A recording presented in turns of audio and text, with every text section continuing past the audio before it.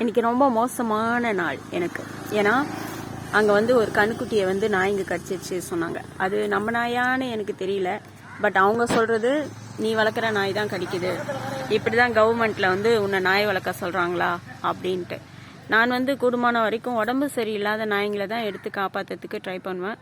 அது அப்படியே என்கிட்ட நின்றுச்சு. அது எப்படி இது பண்ணுறதுன்னு தெரியாமல் நானே வளர்த்துட்ருக்கேன். அப்படி தான் மோஸ்ட்லி நான் வந்து டாக்ஸை வந்து கேஜில் போட்டு வளர்க்குறது தான் எனக்கு. ஏன்னா அதுதான் எனக்கு கொஞ்சம் ஈஸியாக இருக்கும். ஏன்னா ஆரம்பத்தில் ஆடை கடிச்சிருச்சுன்னு சொன்னதுனால எல்லா டாகையும் நான் வந்து கேஜ் செஞ்சு கேஜில் போட்டு தான் வளர்த்தேன். ஒரு டாக் வந்து வெளியே போயிருந்தா, கொக்கோ உள்ளப்பா உள்ள உள்ளப்பா உள்ளப்பா ஏப்பா உள்ள.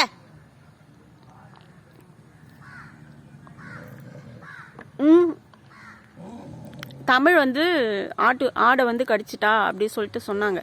அதோட நான் வந்து லேண்டில் இருக்கிற டாக்ஸ் எல்லாமே வந்து கேஜில் தான் போட்டு வளர்த்தேன். இருக்கிற ரெண்டு நாய் மட்டும்தான் வெளியே வந்து இருக்கும். ஆனால் 2 நாய்களுமே வந்து நான் மோஸ்ட்லி நாய்களுக்கு வந்து நான்வெஜ் கொடுக்காததுனால நாய்ங்க வந்து அவ்வளோ சீக்கிரம் பச்சைக்கறியை ரத்தக்கறியை சாப்பிடாது. என்கிட்ட இருக்கிற டாக்ஸ் எதுவுமே அட்டாக் பண்ணி கடிச்சு அந்த ரத்தக்கறியை சாப்பிடாது.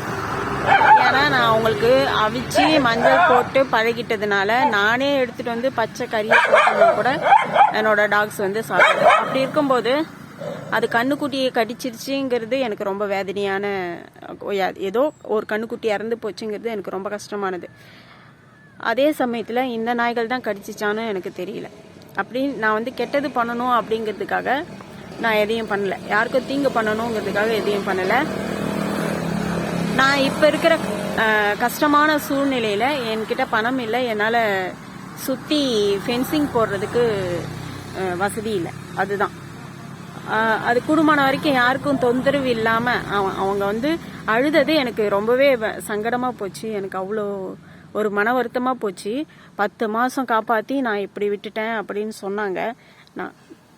நான் இங்கேருந்து டாக்ஸ், அதே நான் வளர்க்குறது வந்து ஸ்ட்ரீட் டாக்ஸ் தானே, ஸ்டேரி டாக்ஸ் தான். அது அந்த மாதிரி பண்ணுறதுக்கு வாய்ப்பு இல்லை. எல்லாரும் திரும்ப வந்து என் மேலே தான் பழி போட்டாங்க. அதுக்கப்புறமா வந்து அவங்க வந்து உண்மை அப்படின்ட்டு யாரும் நிரூபிக்கவே இல்லை.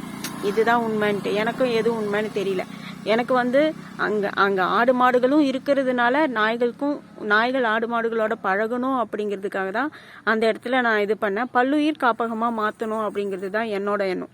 அங்கே நாய்கள் கூட மற்ற உயிரினங்களும் பழகணும். அப்போ தான் நாய்ங்க வந்து மற்ற உயிரினங்கள் கூட நட்பாக இருக்கும் அப்படிங்கிறது தான். எல்லா நாய்களும் அப்படி வந்து பச்சையாக கடிக்காது. அங்கே நான் என்னோட டாக்ஸ் இல்லாமல், நான் வளர்க்குற டாக்ஸ் இல்லாமல் அங்கே வேற நாய்கள் கூட வராங்க. 2-3 நாய்க்குட்டியே கூட வேற டாக்ஸ் வந்து கடிச்சு போட்டு போயிட்டு இருந்தாங்க. அப்படி இருக்கும்போது என்னாலையும் எதுவும் பண்ண முடியல. அதனால நான் வளர்க்குற டாக்ஸை காப்பாற்றிக்கிறதுக்காகவும் என்னோட டாக்ஸ் மற்ற அனிமல்ஸை போய் தாக்காமல் இருக்கிறதுக்காகவும் எனக்கு ஃபென்சிங் போடுறதுக்கு தயவு செஞ்சு உங்களால் முடிஞ்ச உதவியை பண்ணுங்க ப்ளீஸ்.